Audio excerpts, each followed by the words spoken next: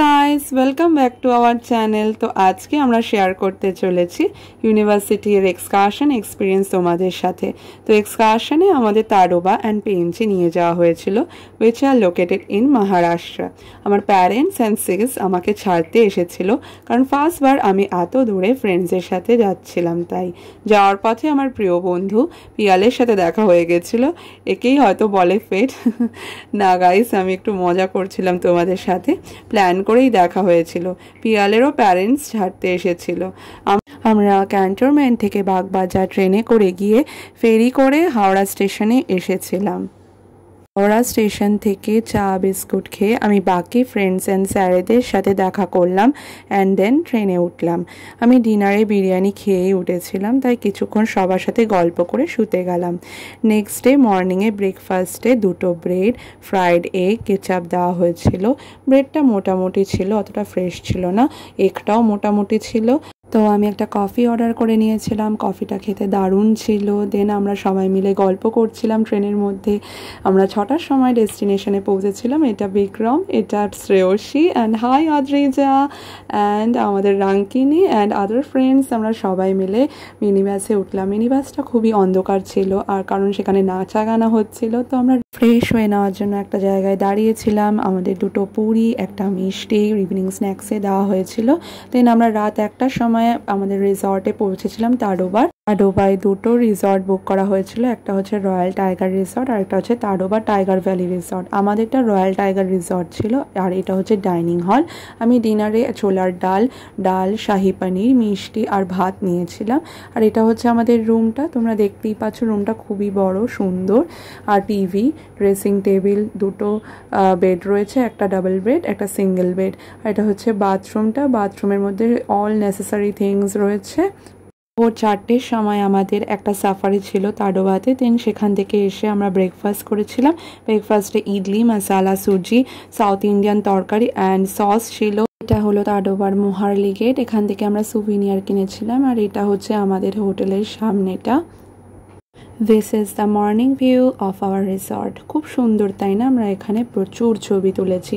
দেন ইভিনিংয়ে আমাদের একটা বিকেল 5টায় সাফারি ছিল। সেখান থেকে আমরা চলে গেছি তাডোবা টাইগার ভ্যালি রিসর্টে, যেখানে আমার বাকি বন্ধুরা স্টে করেছিল। এটা হলো তাডোবা টাইগার ভ্যালির ডাইনিং হলটা। সেখানে আমরা কফি অ্যান্ড কিছু স্ন্যাক্স খেয়ে আবার রওনা হলাম পেঞ্চের উদ্দেশ্যে। আমরা মিনি বাস করেই রওনা দিয়েছিলাম। যাওয়ার পথে আমরা ডিনারের জন্য একটা রেস্টুরেন্টে গিয়েছিলাম। সেখানে আমরা 2টো রুটি আর ডিম দিয়ে ডিনার সেরেছিলাম। পেঞ্চেও আমরা অনেক রাতে পৌঁছেছিলাম। আর পেঞ্চে একটাই রিসর্ট আমাদের জন্য নেওয়া হয়েছিল, সেটা হচ্ছে ওরিয়েন্ট উড রিসর্ট। এটা হচ্ছে আমাদের রিসর্টের রুমটা। আর রুমটা খুবই বড়, খুবই সুন্দর অ্যান্ড কোজি ছিল, বাট রুমটা একটু অন্ধকার ছিল। রুমের মধ্যে সব কিছু ছিল, মিনি ফ্রিজ থেকে শুরু করে চা বানানোর জিনিসপত্র, AC, fan, double bed, single bed, mirror, সব কিছু ছিল। এইবার আমরা বাথরুমের দিকে যাচ্ছি। তো আমি এটা পেঞ্চের ডিনারের ড্রেসটা পরেছিলাম। আর আমার তাডোবা থেকেও পেঞ্চের রিসর্টটা বেশি ভালো লেগেছিল। বাথরুমটাও দেখতে পাচ্ছ, খুব নিট, ক্লিন অ্যান্ড ক্লিয়ার।